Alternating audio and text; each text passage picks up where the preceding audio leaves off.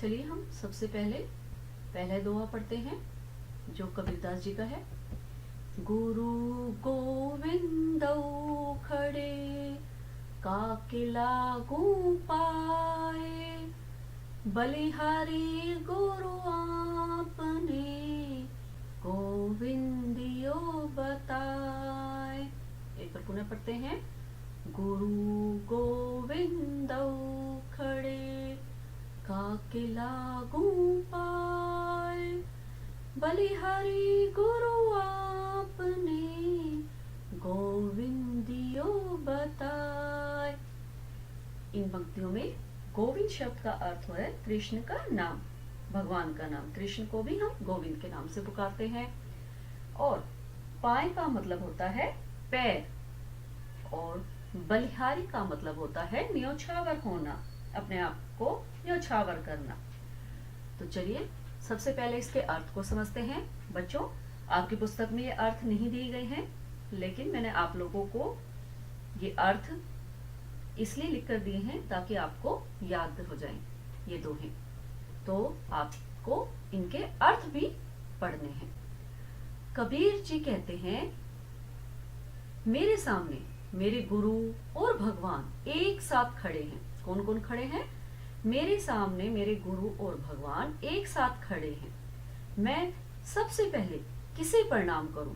गुरु को अथवा गोविंद को, क्योंकि दोनों ही मेरे लिए महत्वपूर्ण हैं। लेकिन ऐसी स्थिति में मैं गुरु को ही प्रणाम करना उत्तम समझता हूं, जिनकी कृपा रूपी प्रसाद से मुझे गोविंद का दर्शन करने का सौभाग्य प्राप्त हुआ। अर्थात कबीर जी कहना चाहते हैं कि जब मेरे सामने मेरे गुरु और भगवान दोनों खड़े हैं, तो मैं इस असमंजस में हूं कि मैं सबसे पहले किसके प्रणाम करूं। तो मैं तो सबसे पहले गुरु को ही प्रणाम करना चाहूंगा, क्योंकि गुरु ने ही मुझे भगवान तक जाने का जो मार्ग है दिखाया है। अगला है, पोथी पढ़ी पढ़ी जग मुआ, पंडित भया न कोय। पोथी पढ़ी पढ़ी जग मुआ, पंडित भया न कोय। ढाई आखर प्रेम का, पढ़े सो पंडित होय। ढाई आखर प्रेम का, पढ़े सो पंडित होय।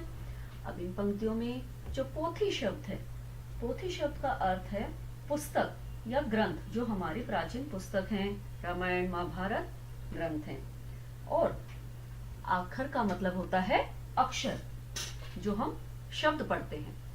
तो चलिए अब इस दोहे का अर्थ समझते हैं। पोथी पढ़ी पढ़ी जग मुआ, पंडित भया न कोय। यानी कि बड़ी बड़ी पुस्तकें पढ़कर संसार में कितने ही लोग मृत्यु के द्वार पर पहुंच गए हैं, पर सभी विद्वान न हो सके। अर्थात इस संसार में जो व्यक्ति भी आता है, पढ़ता लिखता है, और अंत में वो मृत्यु के द्वार तक भी पहुंच जाता है, लेकिन ऐसा नहीं है कि सभी लोग विद्वान बन जाए। कबीर जी मानते हैं कि यदि कोई प्रेम या प्यार के ढाई अक्षर ही अच्छी तरह पढ़ ले, अर्थात प्यार का वास्तविक रूप पहचान ले, तो वही सच्चा ज्ञानी होगा। तो बच्चों, आ गया होगा आपको यह दोहा समझ में कि बड़ी बड़ी पुस्तकें पढ़कर संसार में कितने ही लोग मृत्यु के द्वार पर पहुंच गए, पर सभी विद्वान न हो सके। अब कबीर जी मानते हैं कि यदि कोई व्यक्ति प्रेम या प्यार के ढाई अक्षर भी अच्छी तरह पढ़ ले, क्योंकि प्यार ढाई अक्षर है, प या र, तो प्यार का अगर कोई ढाई अक्षर भी पढ़ लेता है, तो वास्तविक रूप उसको अगर पहचान ले, तो वही सच्चा ज्ञानी होगा। वास्तव में उसे ही सच्चा ज्ञानी हम कहेंगे। अगला दो है, दुख में सुमरन सब करे, सुख में करे न कोय। दुख में सुमिरन सब करे, दुख में करे न कोय। जो सुख में सुमिरन करे, दुख काहे को होय, जो सुख में सुमिरन करे, दुख काहे को होय। अब इस दोहे में सुमिरन शब्द का अर्थ है याद करना, भगवान को याद करना, और कोई का अर्थ होता है कोई। चलिए अब इसके अर्थ को समझते हैं। यह भी कबीरदास जी का दोहा है। कबीरदास जी इस दोहे में कहते हैं कि दुख के समय सभी भगवान को याद करते हैं। आपने देखा होगा जब भी किसी के ऊपर मुसीबत आती है या घर पे किसी की मृत्यु हो जाती है या कोई भी व्यक्ति को कोई भी दुख होता है तो वो सबसे पहले भगवान को याद करता है, उसके होठों पर भगवान का नाम आता है।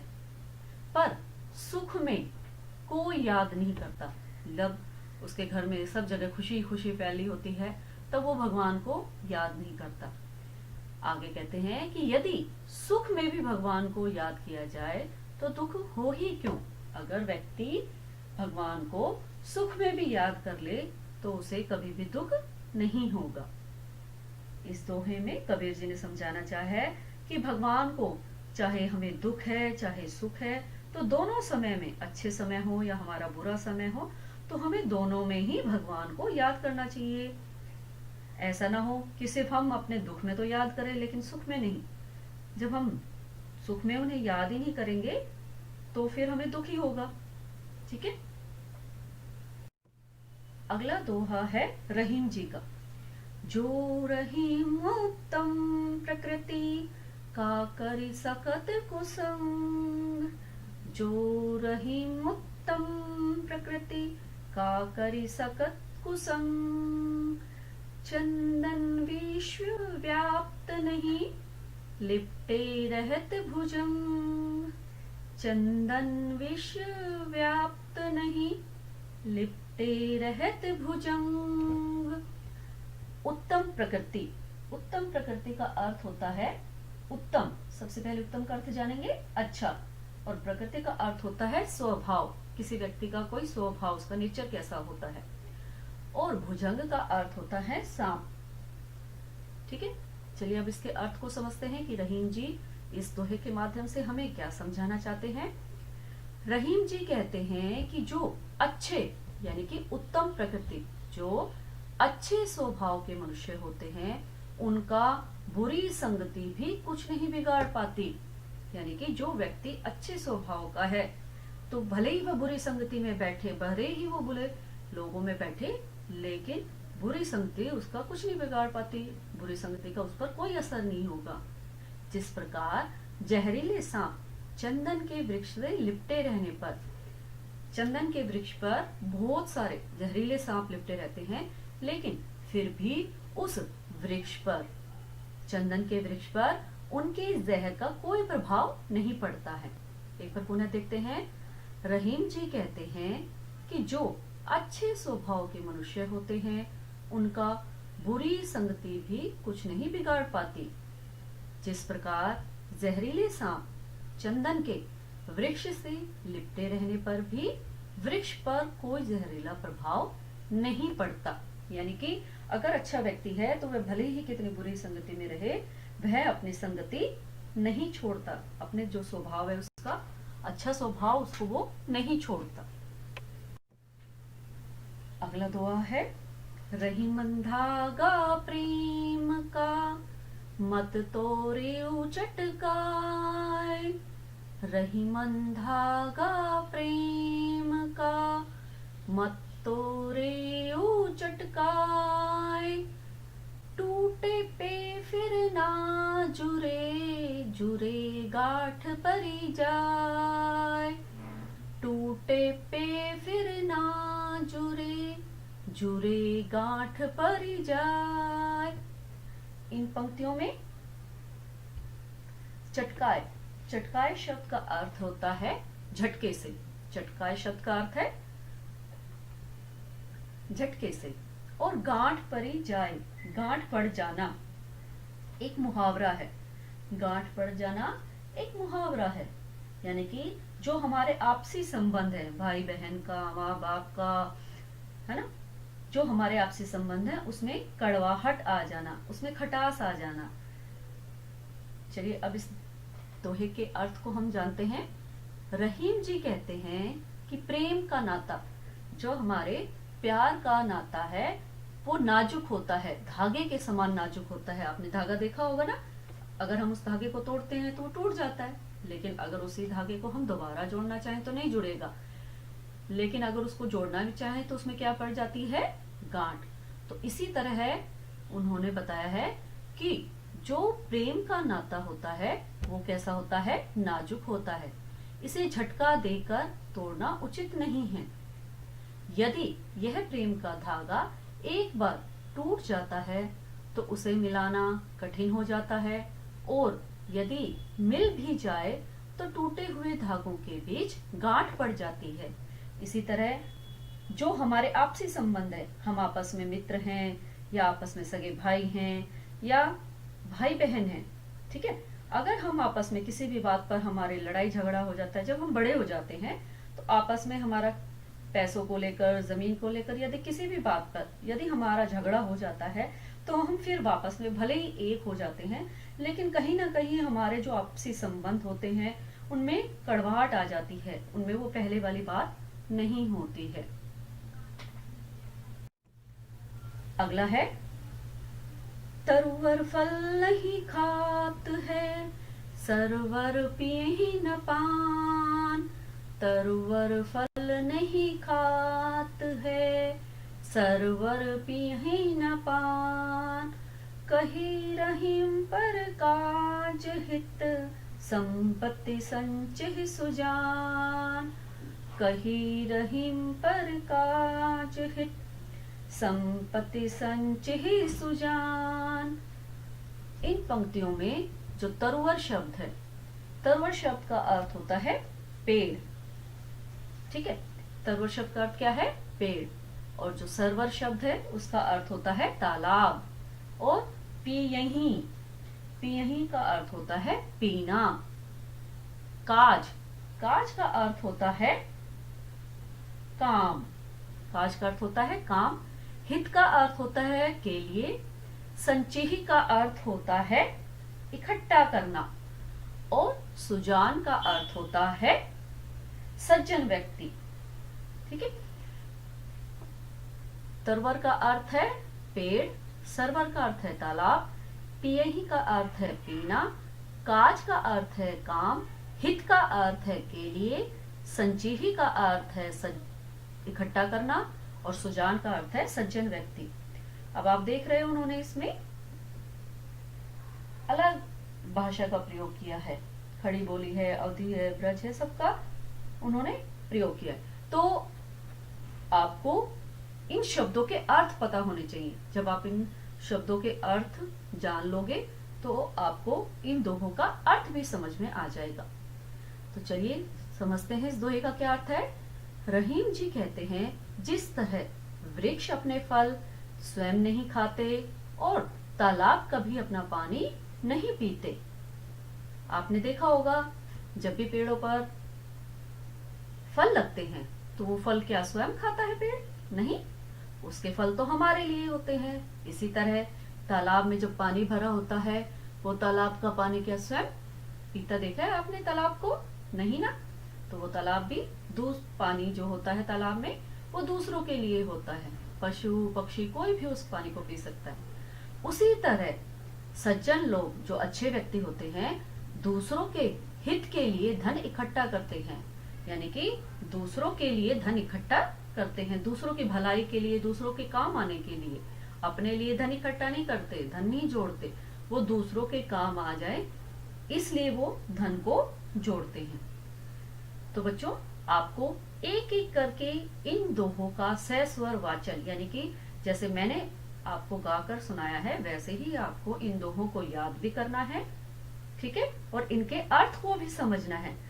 जब आप दोहों को याद कर लोगे, एक एक दोहा याद करते जाओगे और उसके अर्थ को भी समझते जाओगे, तो आपको दोहा याद भी होना चाहिए और उसका अर्थ भी आना चाहिए। तो बच्चों आज हमने इस पाठ से क्या सीखा? आज हमने इस पाठ में सीखा गुरु का आदर करना, प्रेम करना, ईश्वर का स्मरण करना तथा परोपकार करना, इन दोहों में यही बातें हमें सिखाई हैं।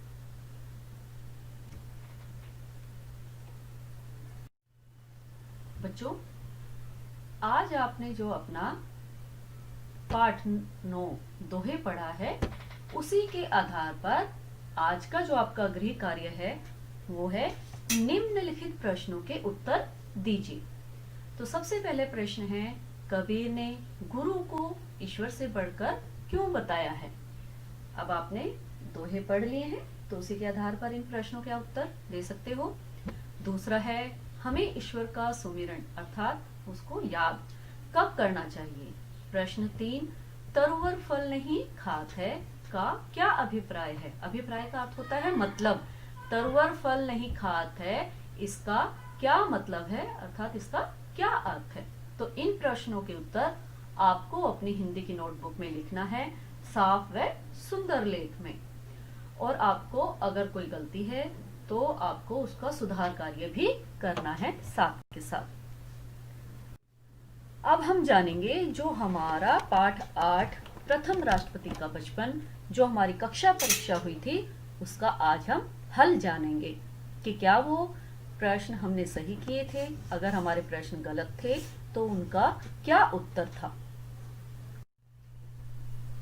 पहला प्रश्न था, निम्नलिखित अनेकार्थी शब्दों के दो अर्थ लिखिए। अनेकार्थी शब्द यानी कि एक ही शब्द के एक से अधिक अर्थ हो, उनके दो अर्थ लिखने हैं। पहला है उत्तर, उत्तर का एक अर्थ होता है जवाब, जवाब देना। दूसरा है दिशा, उत्तर दिशा। ख है काम, इसका एक अर्थ है कामना और दूसरा है कार्य। तीसरा है वार, इसका एक अर्थ होता है दिन और दूसरा होता है प्रहार करना, वार करना, किसी पर हमला करना। ठीक है। प्रश्न 2, निम्नलिखित शब्दों के वर्ण विच्छेद कीजिए। पहला शब्द है भारत। अब हम इसका वर्ण विच्छेद करेंगे। भ, आ, र, अ, त, अ बन गया भारत। दूसरा है सवारी। स, अ, व, आ, र, ई। बड़ी है, ये ध्यान रखना, सवारी। दूसरा है रोहन। र, ओ, ह, अ, न और अ, ये बन गया रोहन। अब आता है प्रश्न 3, निम्नलिखित शब्दों के दो पर्यायवाची शब्द। पर्यायवाची होते हैं उस शब्द के समानार्थी, उस जैसे ही अर्थ वाले। पहला है भ्राता। भ्राता का है भाई, सहोदर। दूसरा है सदन, मकान, घर। तीसरा माता, जननी और माँ। प्रश्न 4, नीचे दिए शब्दों के अर्थ लिखिए। नीचे शब्द दिए गए हैं, उसके आपको अर्थ लिखने थे, ये आपके पाठ से ही लिए गए थे। पहला था सबक। सबक का अर्थ होता है पाठ। दूसरा हुक्म। हुक्म का अर्थ होता है आदेश, किसी को आदेश देना, ऑर्डर देना। ग, विचित्र। विचित्र का अर्थ है अजीब। कौन थे इस पाठ में विचित्र? जो पहले मौलवी साहब थे, वो बड़े विचित्र स्वभाव के व्यक्ति थे। प्रश्न 5, सही उत्तर के सामने सही का निशान लगाइए। अब आपको विकल्प दिए गए हैं 4। अब आपको पाठ के आधार पर बताना था कि कौन सा विकल्प सही है। मौलवी साहब ने किस पर गोली चलाई थी? सांप पर, शेर पर, गिद्ध पर या डाकू पर? तो सही उत्तर आपको पता है क्या था? गिद्ध पर। गिद्ध पर उन्होंने गोली चलाई थी। प्रश्न ख, खेल कूद में सबसे आगे कौन था? स्वयं लेखक, जो हमारे डॉक्टर राजेंद्र प्रसाद जी थे, या मौलवी साहब, बलदेव चचा या यमुना प्रसाद? तो उत्तर क्या है सही? यमुना प्रसाद। तो उसके सामने हमने सही का निशान लगा दिया। अब है ग, पढ़ते समय दिया क्यों बुझ जाता था? जब मौलवी साहब बच्चों को पढ़ाते थे तो वो जो दिया जलता था वो क्यों बुझ जाता था? तेल कम होने के कारण, तेज हवा से, दिए में रेत की पाउडर डालने से या तेल रिसने से? तो सही उत्तर क्या है? दिए में रेत की पोटली डाल देने से। तो इसके सामने हमने सही का निशान लगा दिया। प्रश्न 6, नुक्ता लगाकर कोई 3 शब्द लिखिए। आपको पहले भी बताया था बच्चों, नुक्ता क्या होता है? जो हम ज और फ के नीचे, है ना, जो आगत ध्वनि होती है उसमें एक होता है ये नुक्ता, जो ज और फ के नीचे हम नुक्ता बिंदी लगा देते हैं, उसको नुक्ता बोलते हैं। तो ऐसे ही आपके पाठ में कई शब्द आए थे, तो यहाँ पर ये आपको शब्द लिखने थे 3 नुक्ता लगाकर। फारसी, मजाक और दरवाजा। अब आता है प्रश्न 7, की और की से वाक्य पूरे कीजिए। ये भी बच्चों आपको कक्षा में समझाए थे कि छोटी की और बड़ी की का प्रयोग हम कहाँ करते हैं। ठीक है, तो उसी के आधार पर ये वाक्य थे। यह राम पुस्तक है, तो कौन सा की आना चाहिए? की। कौन सा आना चाहिए?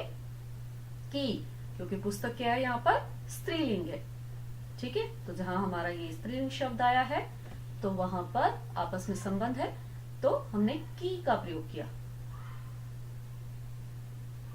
तरह तरह की बातें हो रही थी कि इतने में सामने से सांड आ गया। अब इस की का प्रयोग कहाँ किया हमने? 2 वाक्यों को जोड़ने के लिए, 2 वाक्यों का आपस में जोड़ने के लिए, उनका संबंध बताने के लिए। तो तरह तरह की बातें हो रही थी कि इतने में सामने से सांड आ गया। तो बच्चों आपको अब सारी जो आपकी कक्षा परीक्षा थी पाठ 8 की समझ में आ गई होगी। एक बार पुनः आप इसको दोबारा से याद करना, ठीक है, ताकि आगे आपकी जो परीक्षाएं होंगी ताकि उनमें वो गलतियां दोबारा ना करो आप। हमारे इस चैनल को सब्सक्राइब कीजिए और वीडियो को लाइक कीजिए। तो बच्चों अब हम मिलेंगे अपनी अगली कक्षा में, तब तक के लिए धन्यवाद।